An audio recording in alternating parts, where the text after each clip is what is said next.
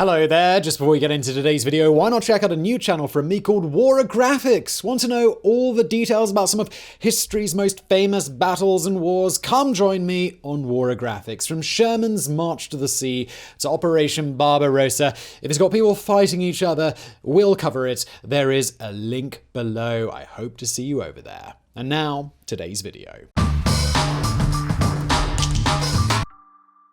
It's a scene which is played out in countless medical dramas. A patient flatlines, the long, piercing tone of the heart monitor announces to the audience that they've shuffled off this mortal coil. But our team of intrepid medical heroes isn't ready to give up just yet, as one doctor pounds on the patient's chest and applies the kiss of life. Another reaches for the twin metal paddles of a defibrillator. After a long, tense wait for the device to charge, the doctor places the paddles on the patient's chest, yells the obligatory "clear!" and zaps the patient with a massive jolt of electricity. A loud thunk is heard. The patient's chest heaves, and nothing, no pulse. The heart monitor continues to flatline, so our heroes try again and again and again, one of them slapping the patient's face and angrily yelling, "Live, damn you!" Then, after a suitably dramatic pause, the heart monitor suddenly resumes its regular rhythm. The patient's eyelids flutter and they cough and splutter back to life. The day is saved. While this is how most of us picture medical resuscitation, this familiar scene is pure Hollywood, an inaccurate hodgepodge of real-life procedures supercharged for maximum dramatic impact. In addition to leaving out key steps and grossly exaggerating the actual success rate of such interventions, nearly every popular depiction of medical resuscitation gets the use of defibrillators dead wrong.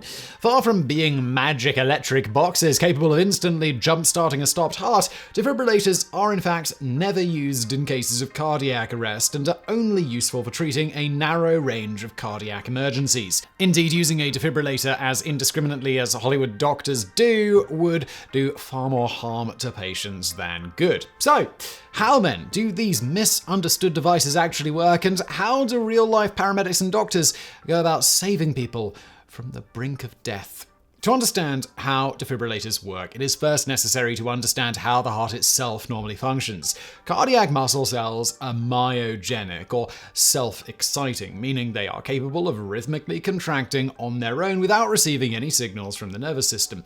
Individually, however, these cells do not follow any set rhythm. In order for the heart to function properly as a whole, the contraction of all of its constituent cells must be coordinated. This is accomplished via a clump of specialized cardiac cells located in the right atrium called the sinoatrial or SA node, better known as a pacemaker. The SA node sends out regular electrical pulses, which are carried throughout the rest of the heart along special nerves known as Purkinje fibers. When the SA node fires, the pulse travels first through the atria at the top of the heart, causing them to contract and forcing blood through one-way valves into the ventricles below. The pulse then reaches another clump of nodal tissue known as the atrioventricular or AV node, which delays the pulse by 0.1 seconds before relaying it to the rest of the heart.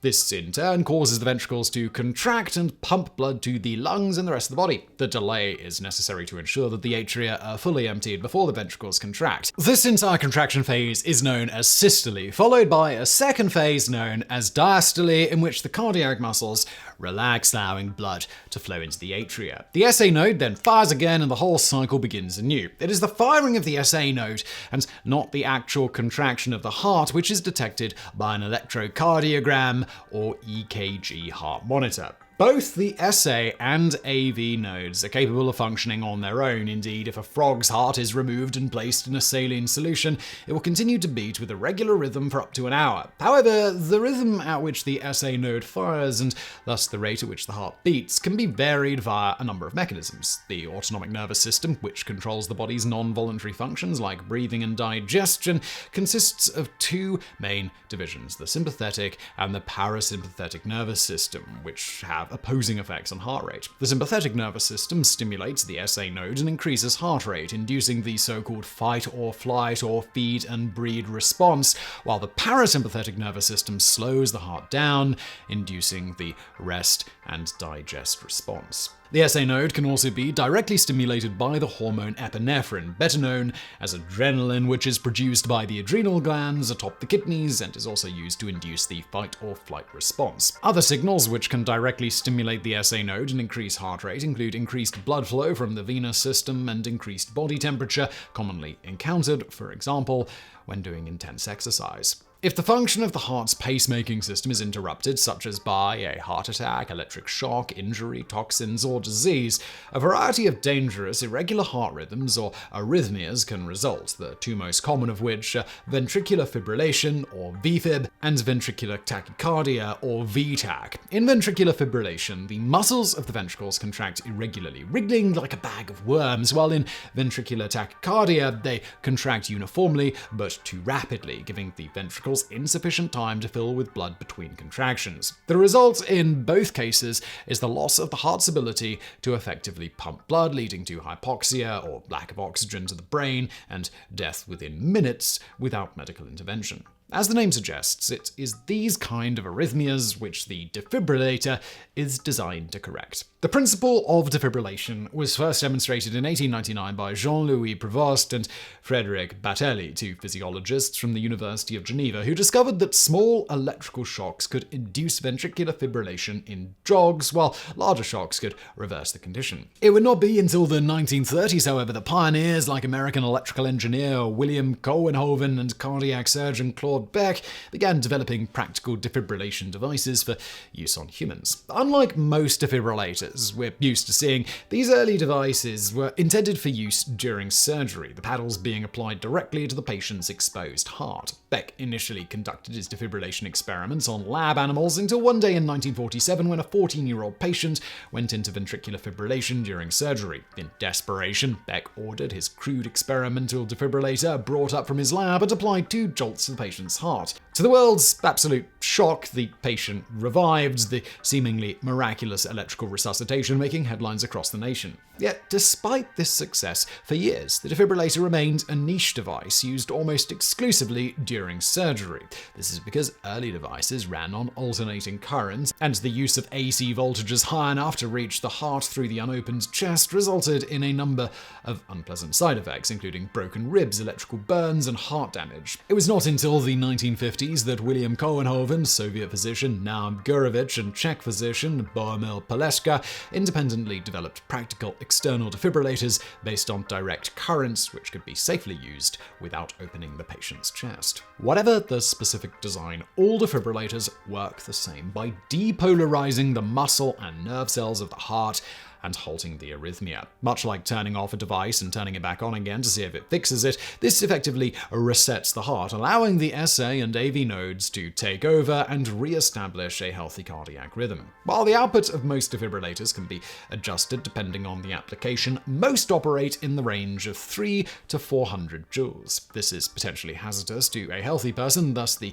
cliched call of clear prior to administering a shock as a warning to all bystanders to remove their hands from the patient. Combined with CPR and the administration of antiarrhythmic drugs like procainamide, adenosine, and beta blockers, timely defibrillation can improve survival rates in cases of arrhythmia to as high as 74%. However, defibrillation only works if the heart already has its own electrical activity. In cases of asystole and pulseless electrical activity, more commonly known as cardiac arrest or flatlining, defibrillation has absolutely no effect. Yep. You heard that right. Despite what nearly every movie or TV show would have you believe, defibrillators are not in fact capable of kickstarting a stopped heart, nor are they particularly useful for cardiac emergencies other than ventricular fibrillation or tachycardia. Indeed, using a defibrillator on the wrong cardiac rhythm can potentially make things worse, as a powerful electric shock can actually induce a deadly arrhythmia. For this reason, real-life paramedics and emergency room doctors do not use defibrillators indiscriminately,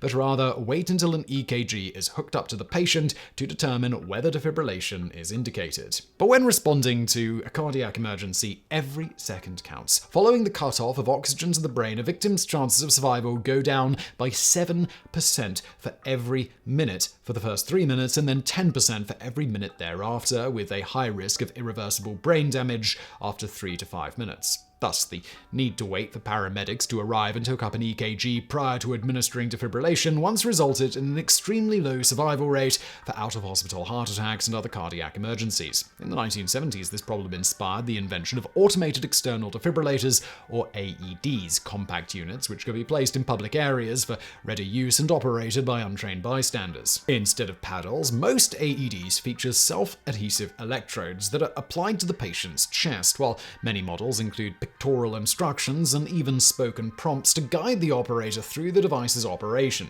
Most importantly, however, AEDs incorporate an EKG to analyze the victim's heart rhythm and determine whether defibrillation is required. If it is, then depending on the model, the AED will either deliver the shock automatically or prompt the operator to push a button to manually administer the shock. Such quick and ready access to defibrillation has had a dramatic impact on the outcome for heart attack victims. According to the American Heart Association, prior to AEDs, the survival rate for out-of-hospital heart attacks was less than 10%, while in areas where AEDs and cardiopulmonary resuscitation or CPR training is prevalent, those odds have risen to nearly 40%. While ventricular fibrillation and tachycardia are typically associated with heart attacks, electrocution, and other acute conditions, they can also be caused by chronic illnesses like coronary heart disease and cardiomyopathy. As this kind of arrhythmia is constant and recurring, sufferers are sometimes fitted with a device known as an automatic internal cardiac defibrillator, or AICD. This is similar to an artificial pacemaker, an implanted electronic device which simulates the function of a faulty sinoatrial node, and indeed many AICDs are capable of performing both functions. Via electrodes implanted in the heart, the AICD is able to detect dangerous fibrillation or tachycardia and automatically administer a defibrillating shock in order to keep the wearer's heart functioning normally. But if defibrillation cannot restart a stopped heart, then how do paramedics and emergency room doctors respond to cases of cardiac arrest? The first priority in such situations is to maintain the flow of blood and oxygen to the brain. This is accomplished either by trained bystanders or first responders via cardiopulmonary resuscitation, or CPR. This was yet another life-saving invention by the research team led by William Cohenhoven, the early pioneer of defibrillation. In 1958, Cohenhoven's colleague G. Guy Knickerbocker noticed that pressing the defibrillator paddles against a dog's heart caused the animal's blood pressure to rise. Based on this observation, Knickerbocker and his colleagues developed a system of manual cardiac massage to help correct fibrillation and tachycardia and maintain circulation in surgical patients suffering from cardiac arrest. This soon evolved into a closed chest resuscitation method composed of rhythmic chest compressions and artificial ventilation of the patient's lungs. Using this method,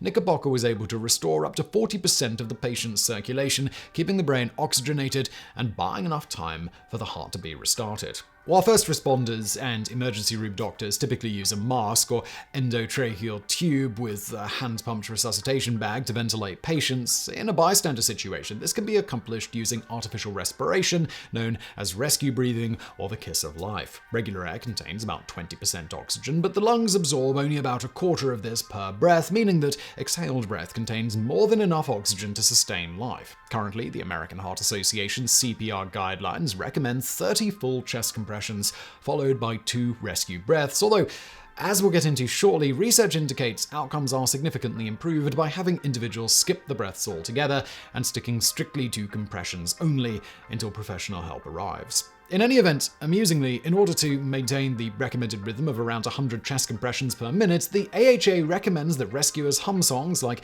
the Bee Gees' Staying Alive, Queen's Another One Bites the Dust, or The Clash's Should I Stay or Should I Go? Less amusingly, in order to adequately compress the heart through the ribcage, the AHA also recommends compressing the chest as much as 2 to 3 inches. Thus, real-life CPR is far less clean and tidy than depicted in films and TV, often resulting in broken ribs and other painful injuries. Still, there's a small price to pay for potentially staying alive, and if things go the other way, well, you're not going to care anyway, are you?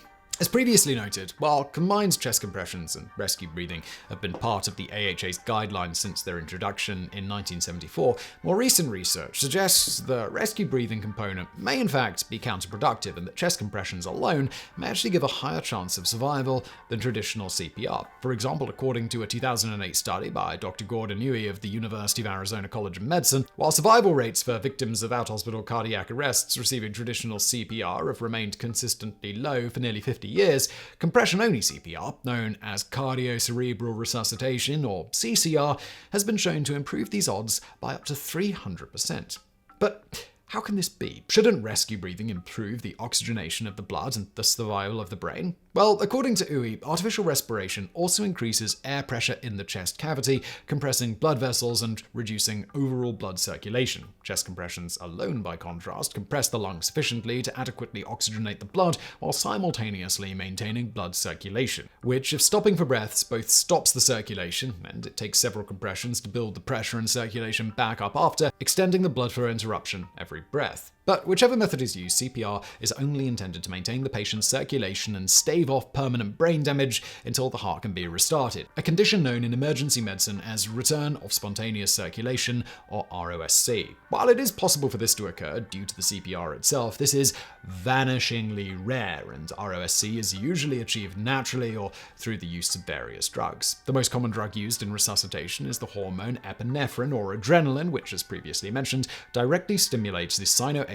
nerve and increases heart rate. The neurotransmitter dopamine and the alkaloid atropine, derived from the deadly nightshade plant, are sometimes used for this purpose. These cardiac stimulants are often used in conjunction with a variety of vasoconstricting drugs such as vasopressin, norepinephrine, and dobutamine, which contract blood vessels and increase blood pressure. This is especially important when using epinephrine, as this drug is a vasodilator and can induce dangerous hypotension or low blood pressure. Sadly, however, while these drug combinations have been standard practice in emergency rooms for decades, no drug has been definitively shown to improve survival outcomes in cases of cardiac arrest, meaning that most cases of the patient's heart spontaneously restarting are likely unrelated to medical intervention. Nonetheless, without the early and consistent application of CPR, these patients would likely not have lasted long enough for their hearts to start. According to the American Heart Association, while the survival rate of out-of-hospital cardiac arrests without intervention is around 10%, with immediate CPR intervention, this increases nearly threefold.